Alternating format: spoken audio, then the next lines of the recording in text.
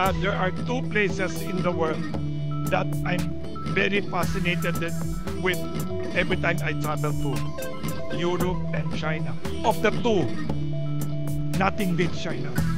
Culture, history, side by side with the most modern, fast trains. Imagine that in Japan you have bullet trains. In China you have faster, cheaper, more modern, high-speed trains. It's cashless. Everywhere I go, you want to buy fruits on the street, no more cash. It's only QR code. Everywhere you go, restaurants, hotel, you can see robots. Even the robot from the Philippines came from there. In my last trip, I was invited by a businessman to go to a province to look at 5 or 6 factories. Different kinds of factories, different industries, from garments to food to all kinds of things. Automated everywhere. There's a garment factory doing clothes. Dapat thousands of workers or hundreds. Only a few people operating the computers. Everything automated and no people, puro robot. Welcome back to Pandesal Talks Yes. with Mr. Wilson Lee Flores. Since Pandesal Talks, I'd like permission from you, Lance, if I could eat pandesal. Of course. Siyempre, every episode naman yan, matik na yan, right? Yes. Na meron tayong pandesal, right? Kasi my younger sister, even though younger si Marlo, Correct. would tell me, Wilson, do not talk while you're eating. Sorry. I have permission. Now, I think, Wilson, you know, Lani, your secretary told me Yes. today, dapat may flight ka. Oo nga. Malilipad ka dapat and whatnot, right? Dami invitations. Oo, ang daming invitation, right? So, you know, it also made me think, and I remember from our previous episodes, you've talked about that, you know, writers are able to write a lot. Yes. Because they have a lot of inspiration, a lot of stories, Experiences. right? So I want to go to that topic today, no? Yes. About the inspirations that we can get from different countries, right?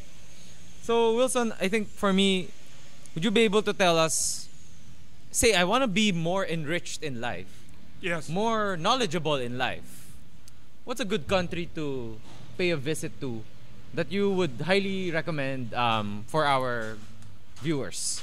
Mia, there are two places in the world that I'm very fascinated with every time I travel to: Europe and China, because China and Europe full of history.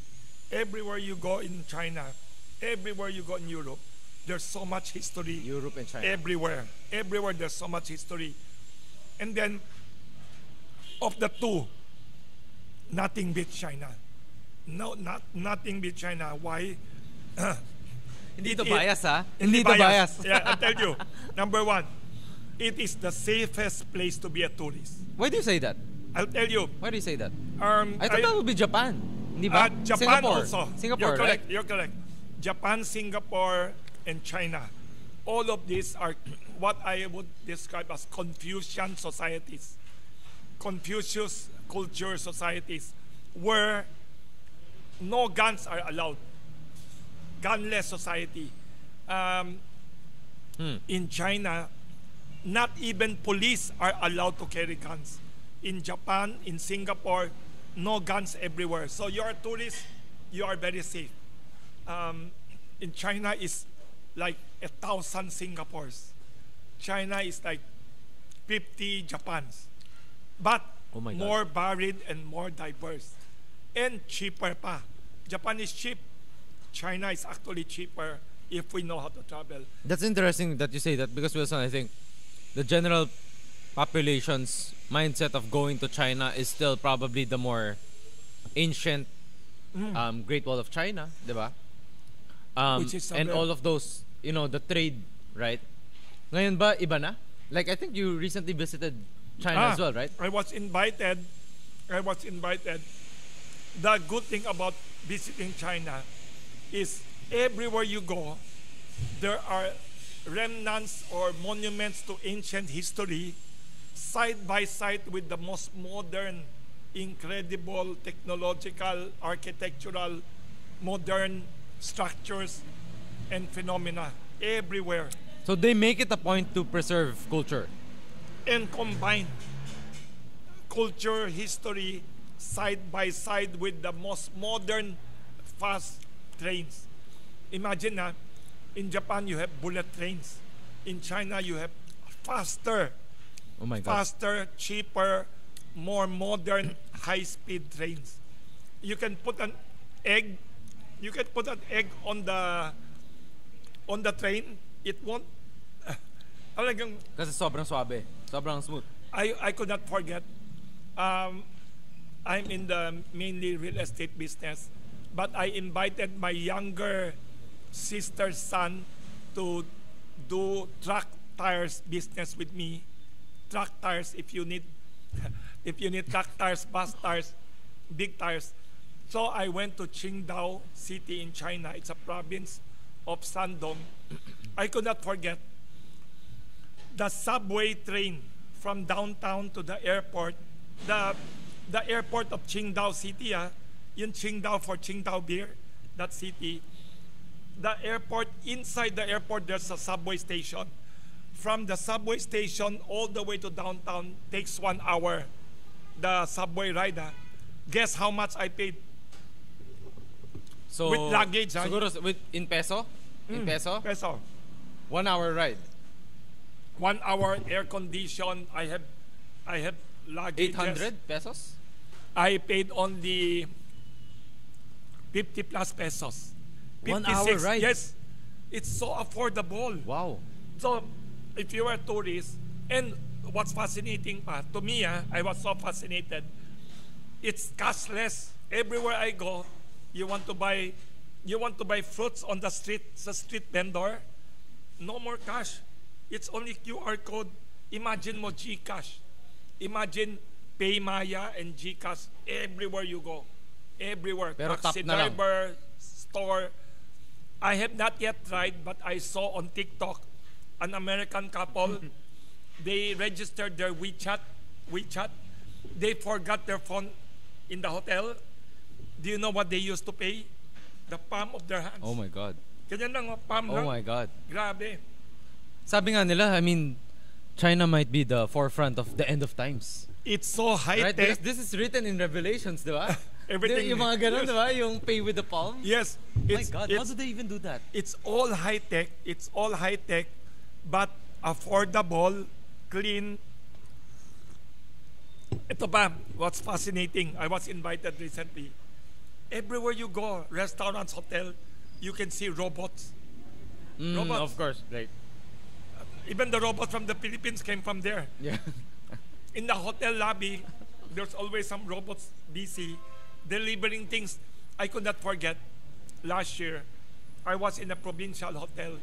I went to a tire exhibit expo in Qingdao City. And then I wanted to get shaver from the hotel. I asked, free naman eh. So I called up the hotel lobby. I said, can I request for a shaver, yung pang shave? Then I will bring it up to your hotel room. So I was waiting in my room. Then nag-ring ang phone. Tapos sabi niya, I'm already outside your door. Sabi ko, thank you. So I put down the phone, di ba? So I went out, opened the door. There's nobody. There was a small robot down there My God. with lights blinking, with words in English saying, please press blank, blank, blank, and take out the shaver. Right. So I took it out, and then nag-thank you pa, nag-turn around siya, and then went out. I was amazed. My First God. time ko na-encounter. In a world, Wilson, where Yes. let's say Philippines is able to like adopt some of those, right? Yes. People would always clamor the lack, mawawala ang mga trabaho. Totoo ba yun? At nangyayari ba yun sa China? Ang galing mo.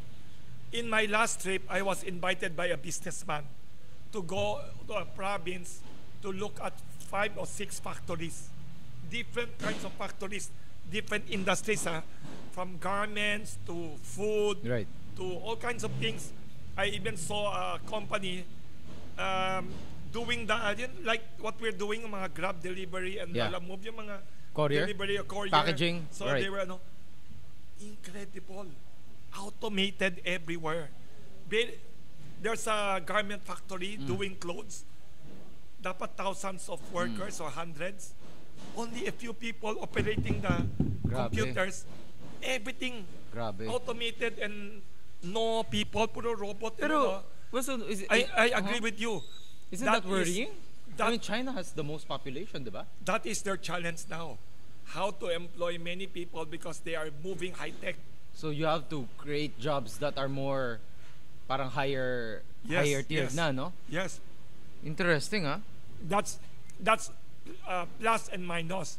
Plus in that sense they are more efficient, Yep. higher cost, less human errors, and no overtime, non-stop working, Yep. and then no sleeping. You could be sleeping, they could be still working. Yep. Walang tiredness eh. Grabe. But the negative, there will be less jobs. Exactly. But in my imagination, if the country becomes wealthy and wealthy like what is happening in China now, maybe that's one way to liberate people so people could do gardening, could do basketball every day, could write poetry and music. Ganda. Baka more leisure time, Yeah. less time for work, maybe. Maybe, I don't know, I have not yet seen the future, but my imagination is if you are a good government and you have too much surplus capital and too much surplus time in your hands, maybe you could all ask everyone, you play basketball 3 times a week, Oh, you wow. do gardening, you do And we your only need to hobby. work like 4 days a week, for example. Maybe that's an ideal situation. Maybe. That's a nice way. Because I And remember. you have more time with your children, Yeah. with your grandmother. Maybe you can spend half a day talking to your lolo, lola. You never talk to him, to your Grabe. lolo maybe for the past 20 years. Now you have time every week to bring them out to the garden and talk to them over Exactly. tea and pandesal. Maybe, yeah. Yeah, I mean, I remember I read about an article Yeah. that there were a few countries, I think in the West or Yes. in Europe ata, where ganun talaga yung. That's why people think that they are lazy. It's because They're super efficient. they're Maybe. maybe super efficient pa nga, right? Because they only work like 4 or 5 hours in a day, take up maybe 2-3 classes for their students, but Maybe they that's- survive. Maybe right? that is the ideal situation of the world in the future. And we are Kasi just too used to working like so much. 6 days a week, 5 days a week, which is not bad naman, normal. But maybe in a hyper efficient society, everything is so high tech. Maybe it could liberate human beings from work Ganda. and have more fun. Ang ganda. Maybe. Imagination ko lang. Yeah. That is a I writer imagination. hope we reach that. Or if you vote for me, joke lang. Yun. I will 3 days a week lang ang work and free pandesal for everyone. Joke lang yun ha, joke lang yun. Baka But you know, I think magkamali. in that kind of society, right? I don't know, when you visited China, Yes. you've met with the locals as well. Did you notice that they are as hardworking as the Chinese and the Filipinos here in our country, or Very funny. medyo ano na? Very fascinating. They are more hardworking than the Chinese in the Even more. Philippines. Even more. Much more. We are very laid back. Wow. Chinese Wow. in the Philippines, my theory, Kahit- we are not only laid back, we are very easygoing. I'll tell you one more thing. We are always not on time. I'm amazed, ha? I've been invited to events in China, whether government or Yep. business or corporate. Amazed ako. Pag sinabi nila dinner 6 p.m. start, everybody will come and sit down at 6. Talagang God. nakalagay sa invitation 6. They will all start at 6.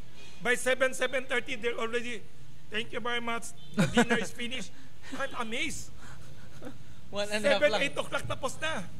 Here, it doesn't matter whether Chinese or non-Chinese event Correct. in the Philippines. 6 o'clock nakalagay. It will start at 7, 7:38. Then the speeches will take half hour, Exactly, 1 hour, very exactly. long. Sila doon, I don't know, their government officials are precise, like how many minutes every person, and not too many long speeches. Para balik efficiency na. They're very efficient. I noticed one thing. And one thing I discovered in China, the Chinese food that we know in the Philippines is only one kind. Okay. And Okay. my impression after Okay. visiting there, they have hundreds of different kinds of regional Okay. cuisines. Mhm. Every province has a different cuisine. And every province, every county, every city, so many diversity. It's as diverse as Europe. Imagine mo, China is like Europe. Every province is like France, Germany, England, Italy. Iba. The southern area of China, parang like southern Europe, like France and Italy, mas laid back, mas warm ang society. So in the south of China, I noticed they eat like us in the Philippines, mostly rice foods.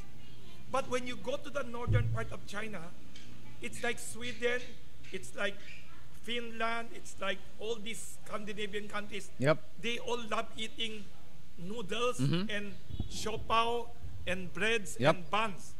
And I noticed one thing, I did not verify it with scientists or with them also. I have this feeling, people in southern China are shorter. Like they are like us, normal people. But I noticed people in the northern part of China, those who eat siopao bread every day Really? and noodles, they seem like Yao Ming taller. Really? My theory. I don't know if it's a function of weather, kasi the climate there is really cold and the southerners less cold. One thing pa, I could not forget in one of my travels in China, I met Italian people, tourists, and I could not forget they told me in Pingyao City, sabi niya, do you know, Wilson, the winter in China is much colder than in Europe. Talagang really cold, icy Okay. cold. Okay. So, traveling there is, number one, very safe. Number two, very affordable. Very affordable. If you don't eat in five-star hotels, kasi if you want to splurge, if you are a billionaire, if you are a tycoon, if you are like somebody super spender, there are luxury hotels there. You want 8-star hotel, I'm sure they have. But if you want regular food in even the big cities, very affordable. Okay. Wilson, I think one of the things that I thought about asking you is Yes. you having been in China for, I think at least in a year, how many times do you go there? Twice? Not Maybe too much. But, once a year? Let's say maybe once a lot. year. Right? People would always invite me. Okay. And So, alam mo, when I write for Philippine Star, before they usually would tell me, oh Wilson, you go to China or Southeast Asia. So I get to travel. When you write, you get to travel a lot. okay. So my question to you, Wilson, is siguro you've met people in China, the Yes. locals there, Yes. and you've met the Chinese people, the mainland Chinese people here Yes. in the Philippines. Yes. Do you see any differences between those locals and the people that we meet here in the Philippines who now have done work and jobs here in the Philippines as well? Or wala namang pinagkaiba? The same in the sense na, but in the Philippines kasi most of the people who come here eventually become business people. So it's Also- really more of the business. Yes, but okay. when you go to China, you meet all kinds of people. From the taxi driver Okay. to, one thing I noticed pa pala, they love to read. Do you know why I know? Because I love to read. Even though I am not very good at reading Chinese books, kasi in the Philippines, our standard of Chinese education is not that high. 2 hours in a Yes. day, right? They love to read. I would go to bookstores everywhere in the world. Everywhere in the world. Whenever I'm invited. do they still have bookstores in a very modern country? Very modern country, everything high-tech, everything internet. Yet, they had the nicest, biggest, busiest bookstores. I've been to their bookstore. It's like a mall. Multi-story Dami. building with escalators Okay. and elevators. And ito pa, I noticed, when you go to their bookstores, all their customers with shopping bags full of books. Hindi yan nagpapa-aircon lang. And I could not forget pa one time, I was riding a taxi in Chongqing City. Of course. Years ago. And then I was seated in front kasi I want to make a conversation. If you want to converse with the taxi driver, the best seated beside him. So I seated beside him. Then I saw a book in front. There's a book. And then I said to the driver, who owns the book? So that's my book. That's ako naman. Wow. I was wondering. I said, why are you reading? Why do you have a book? I'm not questioning him, ha? Kasi si people, ba't mo question? Ang naisip ko sa mind ko, taxi driver, may libro. Ano ginagawa niya? Then he looked at me like I was weird. He looked at me like I was asking a weird question. And he said, you know, people who don't read are missing a lot.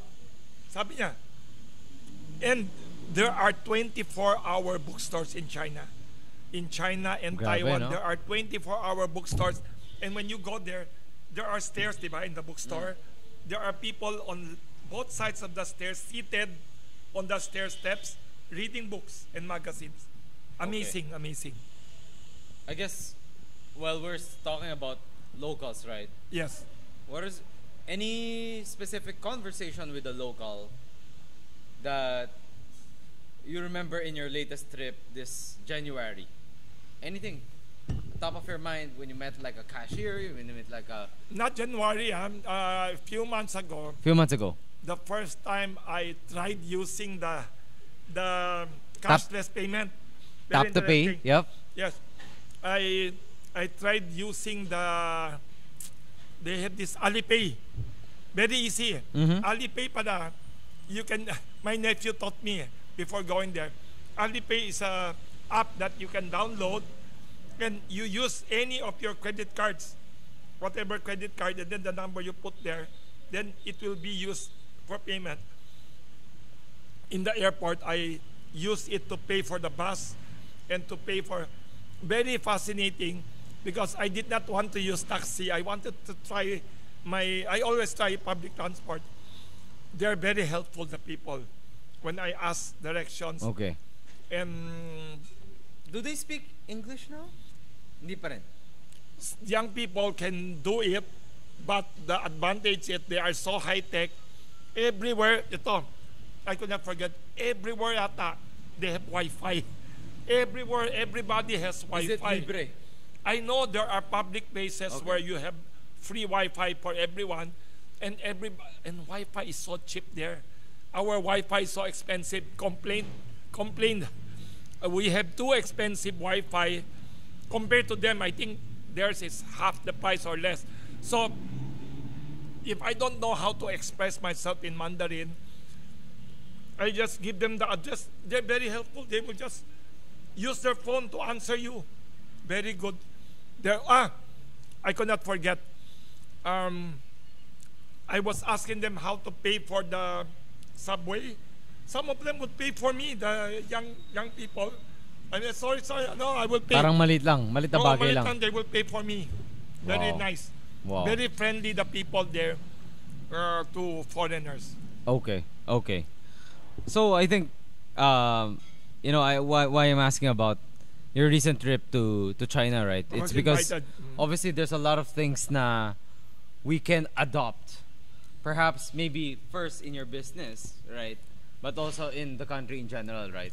We should have better public transport. I hope when the it's subway, really mobility. when the subway opens, I hope we will have affordable subway, reliable. I hope we will have good trains to the provinces. Yun ang what I like about them. Everywhere you go, there are great airports, affordable plane fare, affordable high-speed trains everywhere, affordable, incredible subways. I think those are things we need here in the Philippines that we should not take for granted. We should demand. Yeah. I'm actually going to China in a few months, no? You will enjoy. Yeah, what would be your top 3 cities to visit in China? For first-timers who have never First-timer been there, muna. Sige, first-timer muna. Obviously Shanghai, right? Shanghai, Beijing should be number 1 in your list. Could you survive without speaking in Mandarin? You can. Everywhere. Okay. The ordinary young people can speak English. Okay. And if they cannot, their internet is fantastic. They could speak to you in any language, Wow. even Spanish, Wow. Italian, with their Google internet. Translate lang. Yep. They have better Oh, than okay. Google. They have their own Google Translate. I don't know what they call Bawal it. palang Google doon. Wala silang Google doon. Wala silang Google doon. Yes. Tip to everyone who wants to go there. You have to download VPN. VPN, i-download ninyo, whether you pay for it or free, because they are so smart. The country is so smart. The government disallows Facebook, no Instagram, no Twitter, no... But that's kind of sad. That's kind of sad. Instagram, Facebook, no Google. Not sad, you know why? You can access all that with VPN. And they're very smart. I thought it was so sad and bad about it, diba? Yep. That's the reason they have their own local versions. That's the reason they have WeChat. That's the reason they have TikTok. They have all kinds of local versions, bigger, richer than Facebook, because they don't want to rely on foreign companies and countries. They are very self-reliant in attitude. So even There's that... the pros and cons to that though. Yes, right? there are pros Pros and and cons. cons din. And ang claim nila, which I believe is partly true, not totally untrue, they don't want their social media to be controlled by foreign entities. Because Okay. social media is one way you can promote rebellions, demonstrations, and chaos, and fake news, and propaganda. Okay. So they're very smart in that sense. Okay. But yun ang intent of the government, but the unexpected consequence, they became high-tech on their own. Mapipilitan They did not- Mapipilitan ka, sila correct. to create their own IT world, their own social media world of their own. So nagkaroon sila ng high-tech social Exactly. media enterprises that became world-class. Parang, like in our case, we depend too much on Hollywood for the past few years up to now. You go to the theater, it's all dominated every day na lang by Hollywood movies, our cinemas. It's because of that our Filipino movies, you should ask me about that next time. That's why our Philippine movies have not developed like it used Yeah. to be before. Yeah. In China and South Korea, similar to their social media, they don't open their market for movie imports freely. Hindi yan anybody could import anything anytime. They limit the number of imported movies to South Korea and China, and they have a schedule of when and what to accept as Okay. imports. Because of that, nabuhay ang local industry nila. Yeah. Their local movie industries in China and South Korea are now world-class. In fact, yeah. as we are talking now, I saw in New York Times, in Los Angeles Times, CNN, Google mo, I forgot the name of the title. Their cartoon movie now, the famous cartoon movie, has broke all-time world record of animated movie box office.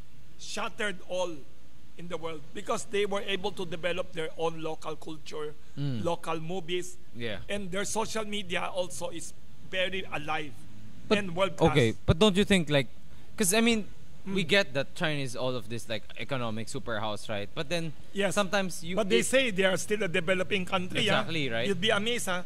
Pero They yung- always insist yeah, they are yung- still a developing country. where I was going at is that Yes. are they even trying to be global? Kasi bakit lahat nilalagyan nila ng barrier to entry? Very right? good. I want to be isolated. I want to have my own IT. I want to have Good my question. own. How will Based- others learn from them? Yes, based on my analysis, they have a barrier to protect some of their local industries, but they are also very global. Why? Would they share it to the world? Right? Number one example, they are sharing to the world DeepSeek. Okay. AI. Yeah, of course. Not only they shared it to the world, it's free, open source. All the other AI in the world, ChatGPT and everything, you have to pay. After a certain extent, you have Yeah. to pay monthly. Freemium. Yep. But ito, amazed ako, DeepSeek, they announced and gave away to the whole world, you can use it any country in the world for free. Wow. No charges at all. Okay. Kaya they're trying to be I think they are starting by developing their own local industries first, protecting their own people first, pero eventually pushing them out to be world class. I think we should be like that. Example lang eh, their electric cars. It started out as local companies, BYD, all these companies. Now they're everywhere in the world. Oh, BYD is actually Chinese, ano ba? Yes. Oh, okay, okay. Not only that, Ganda, ah. their Huawei phones, their Of Honor course. phones, Of their course. Oppo phones. All these are local brands, local names, homegrown. And then when they're successful already, they push them out globally. They're now global brands. I hope so. I hope so because I think the general perception of people is ano yan eh, mapagdamot yan eh, di ba? Hindi, I mean, magaling sila pero hindi isi-censor ka nila. Right? Pero they said censor. I tried Googling, research ko. DeepSeek, no censored everywhere in the world kasi it's open source eh. Okay. So when it comes to the Philippines DeepSeek, it becomes Philippine DeepSeek na. It goes to Germany, it becomes It German can be na. localized. Correct. It's one. You just get it kasi open source. Okay. What's your take on, recently obviously USA obviously Yes. elected their new POTUS, which is obviously Yes. President Trump is back here second time, right? Very colorful person. Very colorful president with a lot of Yes. statements, right? Very Obviously, unpredictable. very unpredictable as well. Yeah. What's your take on him and this US-China relationship, right? Very Pataasan interesting. ng tariffs and whatnot, right? What's your take on that? My take on that is I hope he and President Xi Jinping of China could find a deal, I agree. could strike a deal I because agree. if they keep quarreling, alam mo, we smaller countries like the Philippines and the 10 ASEAN countries, we are smaller. Parang we are grass. Pag dalawang elephant wrestling and quarreling, Tatapakan lang. matapakan tayo lahat. And sabi ni Singapore, I remember repeatedly reading Singapore, they don't want the two giants forcing us to choose. I think it is foolish That's for any small country to choose one against the other. If we do that, we hurt ourselves. yeah. The best is the two of them do not let us choose. If they quarrel, it's their own thing. Yeah. Sila yon, away nila. But the best if they Correct. don't quarrel and if they cooperate. Is your take No. on our current president's recent trip naman to visit Mr. Xi Jinping? That was actually 2-3 years ago. Okay. It was a very successful state visit of President Bongbong Marcos, the first state visit by him. Not by Do you him. think that's symbolic? One of the first pala. Right? not the Because first. people would always say, ayaw na to sa China. Not the first pala. The first was ASEAN countries. I think we have some problems now in diplomacy, but the friendship is still there. I'm not an expert kasi on diplomacy, but parang bittersweet, parang frenemy tayo eh. Ewan ko. parang ang relationship natin right now, ang description Oo nga ko, eh. it's complicated.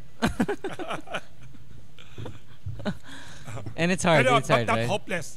But Yeah. I think it's not hopeless. Do you know why I say it's not hopeless? We need to sell to them. We need to compete with Thailand, Malaysia, Singapore, Indonesia, Vietnam, Cambodia. We need to compete to export to China. Alam mo ba, last year, 2024, I have a very wealthy friend from Thailand. He was bragging. He said, last year, 2024, Thailand, our competitor, welcomed 6.5 or 6.8 million China tourists last year.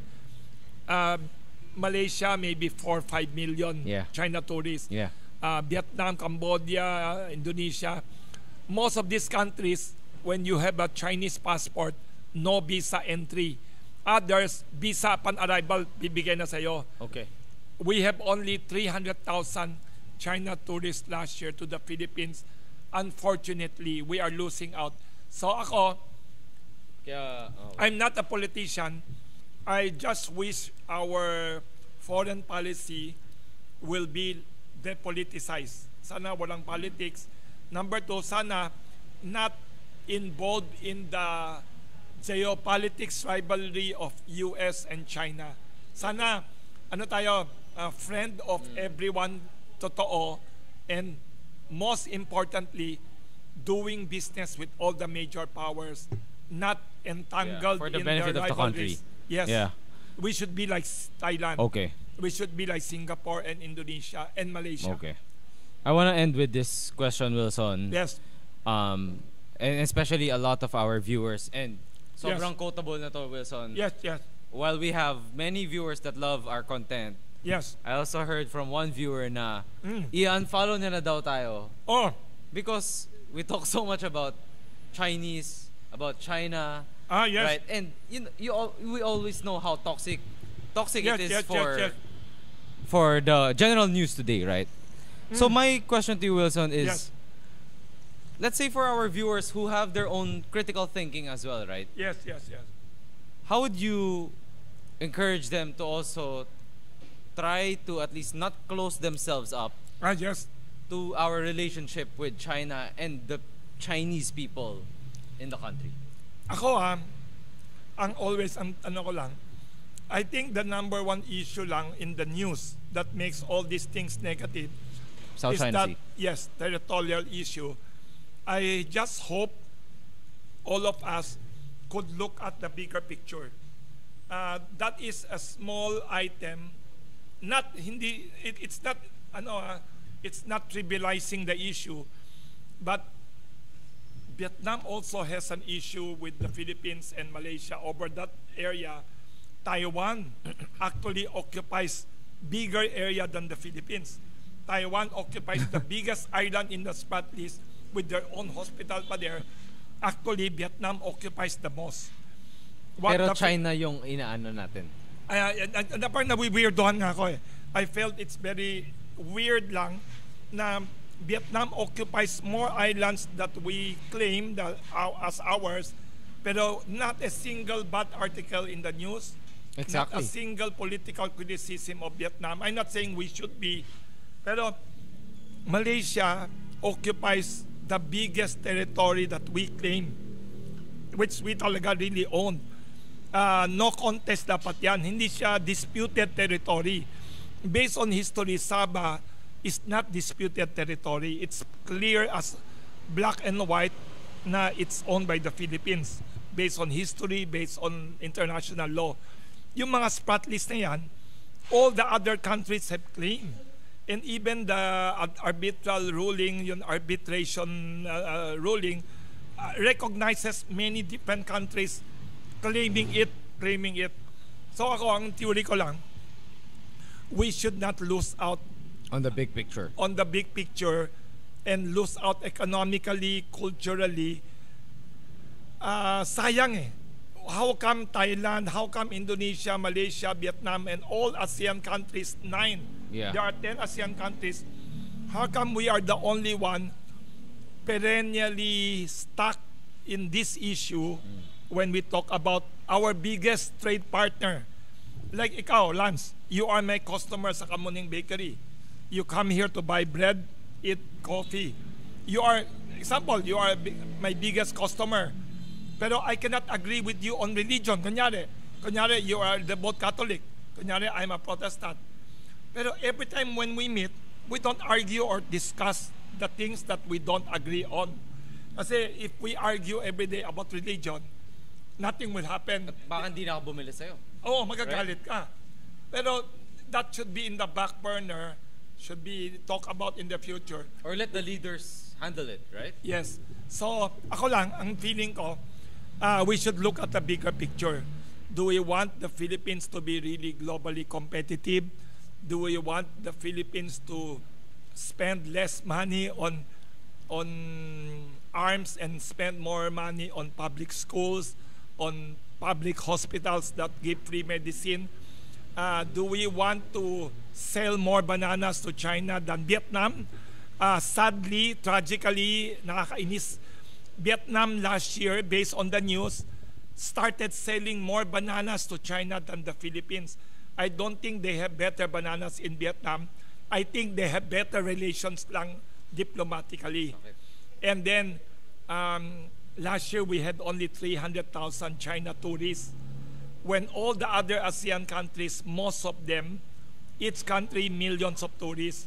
So, ito pa, just last week or 2 weeks ago, Vietnam announced they will cooperate with China. China will build their high-speed trains Grabe. from China to Vietnam, Vietnam to Laos, Thailand, all the way to Malaysia and Singapore. They are all connected na by all these trains.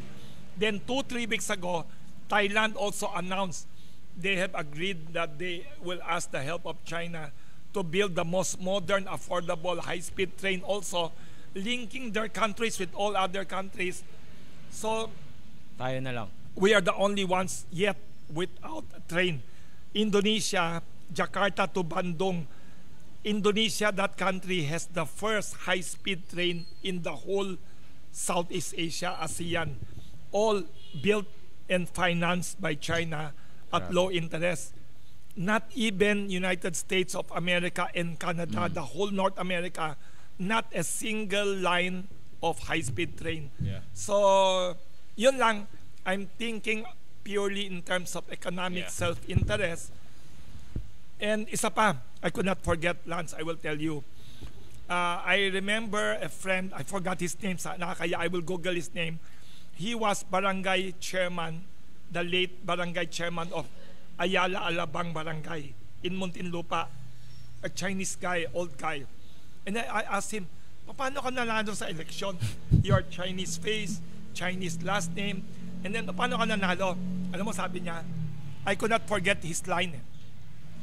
And whenever he makes a speech daw, sabi niya, in the history of the Philippines of hundreds of years, Philippine history, what was the Philippine experience with foreigners?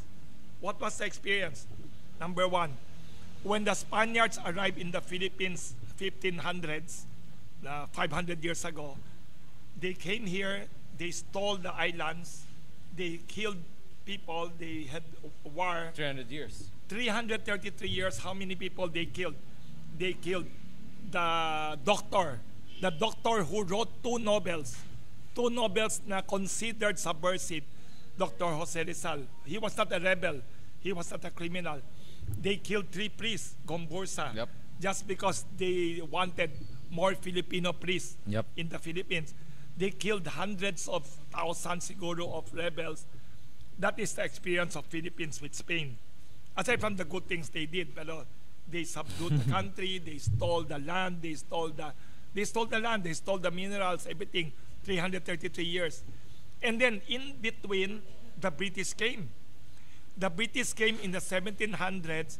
They occupied Manila and a few other regions. People forgot this. They came here for 2-3 years, the British. What did they do? They killed people, they made war. Then, people forgot they stole a lot of things from the Philippines. Proof, they stole. All of you go to British Museum in London. In British Museum in London, Google mo, things stolen from the Philippines. Andun lahat. Mga antiques ng Philippines, mga documents stolen. 2-3 years, they stole things. Andun sa British Museum. That's one of the reasons our brilliant national hero, Dr. Jose Rizal, stayed days and weeks and I don't know, baka months pa, researching in the British Museum kasi ang daming stolen artifacts. Second encounter with foreigner yan of the Philippines. Yep. Number 3 encounter with foreigners of the Philippines when the Americans came, 1898. What did they do? Manood kayo ng movie na General Luna by TBA Studios. It's a production I love company. that. I love that movie. Yes, the president of the company is a customer of Wow. Kamuning Bakery Cafe, Daphne Chu. Congratulations for your next movie, Quezon movie. Oh, wow. Oh, yeah, yes, yeah. the same producer, pati Goyo. Yeah. Yes. Oh, look at General Luna. What happened there? In 1890s, when the Philippines realized it's enough na, 333 years ninakaw ang buong Pilipinas, they stole the country, they enslaved the Philippines, and they demanded everything na stole the Philippines and killed so many people, including priests and doctors. Can you imagine? Jose Rizal, doctor, pinatay in broad daylight in the Luneta. So there was a rebellion, and then the Americans came and said, we want to support you. When the Filipino rebels were already winning, what did the Americans do? They blocked the Aguinaldo forces, the rebels, from entering Intramuros, and they negotiated with the Spaniards na they want to take over the Philippines. And the Spaniards did not want to leave naman without a fight. Malo-lost face sila eh. May ayaw naman nila nakakaya na they just surrendered and ran. So they staged so-called Battle of Manila Bay. Fake war yun. So ang ginawa nila, the Spanish Navy and the US Navy nag-war daw kunyari, pero actually moro-moro lang. Theater lang. Parang palabas lang sa theater. So after the war daw, Spain lost daw the war. So they met in Paris, France, Treaty of Paris negotiation. So this Aguinaldo heard it, nagpadala ng envoy from the Philippines, si Agoncillo and other people, sent to Paris, ayaw papasukin. Outsiders sila. So ang ginawa, ang US naman at that time wanted to be a colonial power. Kasi everyone in the world who was wealthy had a colony. Spain had many colonies. Portugal had many colonies. The British, ang daming colony. Pati Russia may colony. Pati Japan, kinuha ang Korea, ginawang colony. Taiwan, hinakaw nila from China as colony. US na lang ang superpower na walang colony. So they wanted to have a colony. Ang problema, in the constitution of the US, they are so-called democracy. A democracy, bawal magnakaw ng bansa. So, ang ginawa nila para hindi pangit tignan na nakawin nila Pilipinas, Guam, Puerto Rico, including Cuba, ang ginawa nila, kunyari, binili nila. So they paid $20 million to get the Philippines. Yun. And in the process, the Filipino rebels continued fighting, di ba? Almost hundreds of thousands daw killed in the Philippine-American War, we should not forget. That's the third foreign country encounter of the Philippines. The fourth country the Philippines encountered in the past hundreds of years, Japanese. When the Japanese came to the Philippines, December 1941, there were 13 million Filipinos in the Philippines. 13. After they left 1945, 1941, December 42, 43, tatlong taon. Yeah. Yes. 42, 43, 44, yes, mga 3-4 years, 1 million died in the Philippines. Boss. 1 million out of 13 million population, 1 million died. So almost every person in the Philippines, may lolo, uncle, kapatid ng lolo, namatay. So yun. And not only they stole the whole Philippines as their colony, they stole the resources and killed many, many heroes.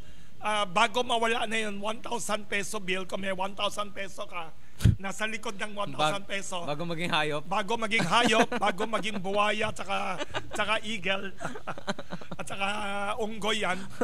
Yung tatlong nandyan, they were killed by the Japanese. Correct. They were World War II heroes. Yeah. So that was 4. Tapos itong barangay chairman, sabi niya sa Alabang, ano naman ginawa ng mga Chinese when they arrive here?